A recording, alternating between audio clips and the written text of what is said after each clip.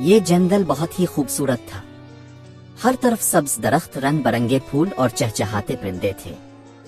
اسی جنگل میں ایک چھوٹا سا بندر رہتا تھا جس کا نام تھا مومو۔ مومو بہت شرارتی، ہنسی مذاق کرنے والا اور خواب دیکھنے والا بندر تھا، لیکن اس کی ایک خاص خواہش تھی۔ وہ چاہتا تھا کہ پرندوں کی طرح آسمان میں الفاڑی اونچا اور دور۔ جب بھی وہ طوطوں کو، عقاب کو اور چڑیوں کو دیکھتا تو حیران ہو کر سوچتا، کاش میرے بھی پر ہوتے، میں بھی آسمان کو چھو لیتا۔ بس یہی خواب اس کے دل میں ہر وقت گردش کرتا رہتا تھا۔ ایک دن مومو درخت کی شاخ پر بیٹھا ہوا آسمان کو غور سے دیکھ رہا تھا۔ پرندے خوشی سے پرواز کر رہے تھے، کوئی اونچا جا رہا تھا تو کوئی نیچے غوطہ لگا رہا تھا۔ مومو نے بازو پھیلائے اور پرندوں کی طرح جھولنے لگا۔ وہ خود سے کہنے لگا، ایک دن میں بھی اڑوں گا، میں ضرور پرندوں کی طرح آسمان میں الفاڑوں گا۔ اسی وقت اس کی سب سے اچھی دوست ایک کچھوئی تارا آہستہ آہستہ چلتی ہوئی وہاں آئی۔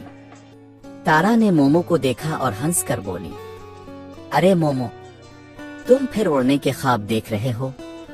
مومو نے بڑے اعتماد سے جواب دیا، ہاں تارا، ایک دن یہ خواب حقیقت بنے گا۔ مومو نے اپنی ضد دکھاتے ہوئے کہا، دیکھنا تارا، ایک دن میں ضرور الفاڑوں گا۔ یہ کہہ کر وہ فوراً ایک درخت سے چھلانگ لگانے لگا، لیکن اس بار اس نے ایک نیا طریقہ سوچا تھا۔ مومو نے بڑے بڑے کیلے کے پتے توڑ کر اپنے بازوؤں سے باندھ لیے، پھر وہ سب سے اونچی شاخ پر چڑھ گیا اور خوشی سے بولا، اب دیکھنا میں آسمان کو چھو لوں گا۔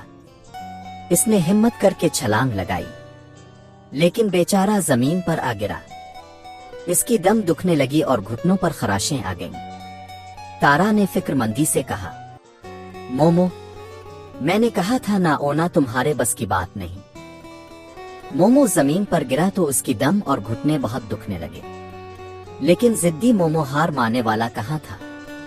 اس نے پھر ایک نیا طریقہ سوچا۔ اس بار وہ جنگل کے سب سے اونچے درخت پر چڑھ گیا، اوپر پہنچ کر بازو پھیلائے اور زور زور سے پروں کی طرح ہلانے لگا۔ وہ چیخ کر بولا، ہو، دیکھو میں بھی پرندہ بن گیا ہوں۔ پھر اس نے آنکھیں بند کی اور نیچے چھلانگ لگا دی، لیکن بیچارہ سیدھا دھڑام سے زمین پر گر گیا۔ اب کی بار تو اس کے ہاتھ پاؤں بھی مٹی سے بھر گئے اور چہرہ بھی لال ہو گیا۔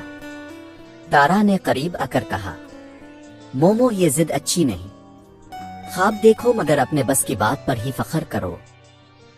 مومو بار بار کوشش کر کے بھی کامیاب نہ ہو سکا۔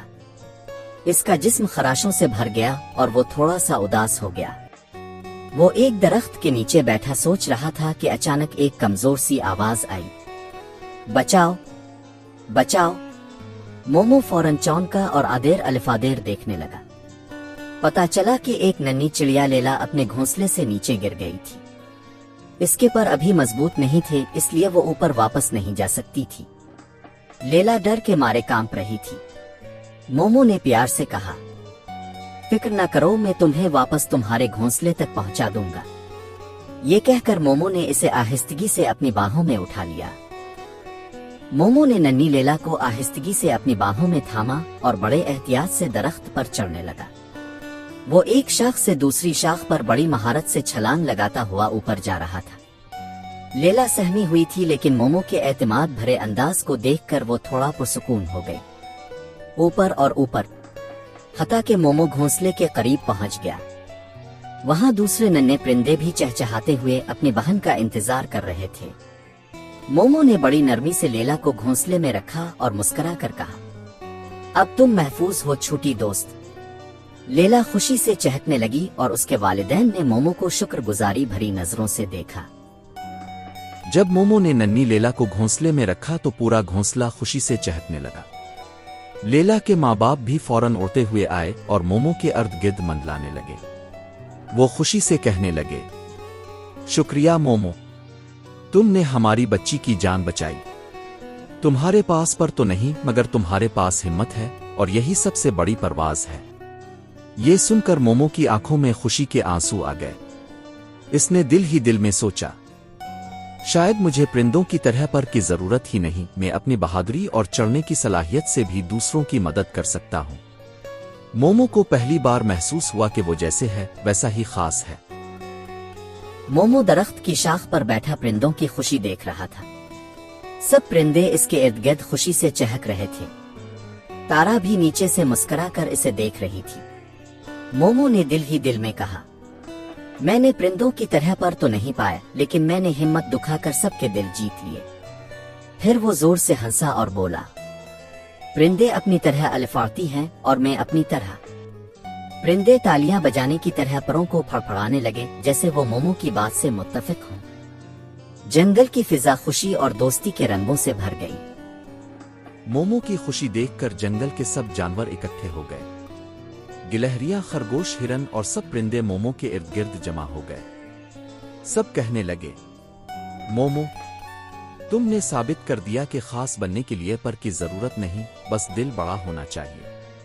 मोमो शर्माते हुए मुस्कुराया और अपने दोस्तों को देखकर बोला, मैंने अलिफाने के ख्वाब देखे थे, लेकिन आज मैंने समझा कि असल परवाज दूसरों की मदद करने में है। सब जानवरों ने खुशी से तालियां बजाईं और मोमो को अपने कंधों पर उठा लिया। अब मोमो जंगल का हीरो बन गया था। इस दिन के बाद मोमो ने परिंदों से हसद करना छोड़ दिया। जब भी वो परिंदों को आसमान में अलिफाती देखता तो मुस्कुरा कर कहता, तुम अपनी तरह अलिफाड़ो और मैं अपनी तरह। अब वो जान गया था कि हर एक की अपनी खास सलाहियत होती है। परिंदे अलिफाड़ने के लिए बने हैं और वो दरख्तों पर चढ़ने, झूलने और दूसरों की मदद करने के लिए। पूरा जंगल मोमो को बहादुरी और दोस्ती की अलामत मानने लगा। यूं मोमो बंदर जंगल का सबसे खुश रहने वाला, ख्वाब देखने वाला बन गया।